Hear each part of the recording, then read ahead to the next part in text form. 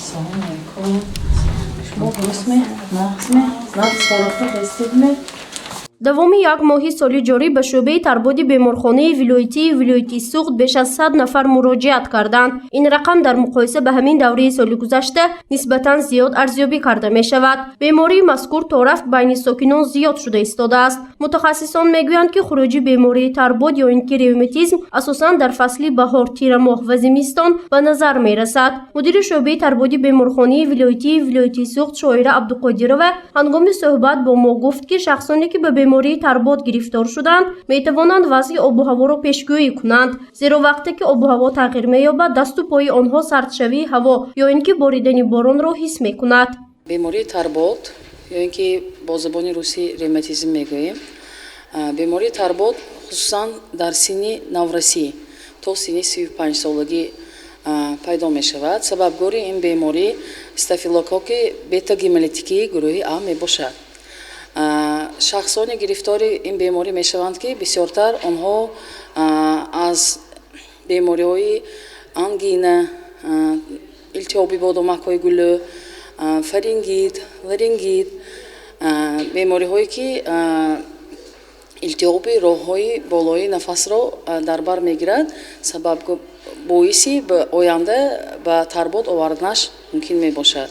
мутахассисони соҳа иброз намуданд ки яке аз нишонаҳои асосии бемории тарбод ё худ ревматизм ин пайдошавии дарди дасту пой мебошад. Вақте ки сокинон ин ҳолатро ҳис мекунанд, ҳатман бояд ба духтури оилавӣ муроҷиат кунанд, зеро дар ҳолати пешгирии ин беморӣ табобаташ низ осон мешавад. дар ҳолати ба худтабобаткунӣ роҳ додан бошад, тарбод метавонад ба оризаҳои дигар аз ҷумла бемории дил оварда расонад. духтурон таъкид мекунанд ки дар ин ҳолат аллакай табобати беморӣ низ душвор мешавад.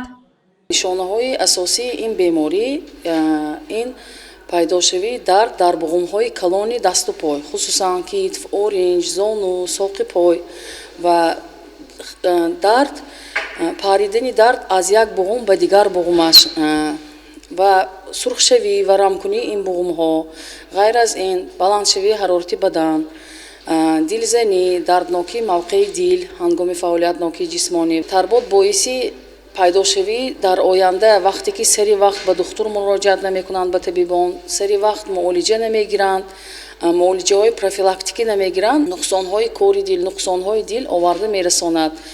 бино ба иттилои духтурон, солҳои охир бемории тарбод на танҳо байни калонсолон, инчунин байни наврасону ҷавонон низ зиёд мушоҳида мешавад. таҳлилҳо нишон медиҳад ки имрӯзҳо гирифтории сокинон ба бемории тарбод асосан байни наврасону ҷавонон зиёд шудааст, зеро калонсолон оқибати ин бемориро хуб дарк кардаанд ва сари вақт ба духтур муроҷиат мекунанд. Аммо наврасону ҷавонон чунин нестанд, чун кор ба дарди шадид мепечад, баъд ба духтур муроҷиат мекунанд. ин беаҳамиятиро духтурон муаммои нокушода мегӯянд.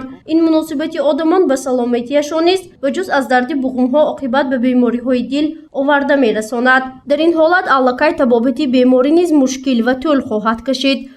гузориши Фарзона Шамсиева, Меҳрангези Абдуаҳад ва Наимҷон Аюбов барои барномаи Иттилоотсии Хабар.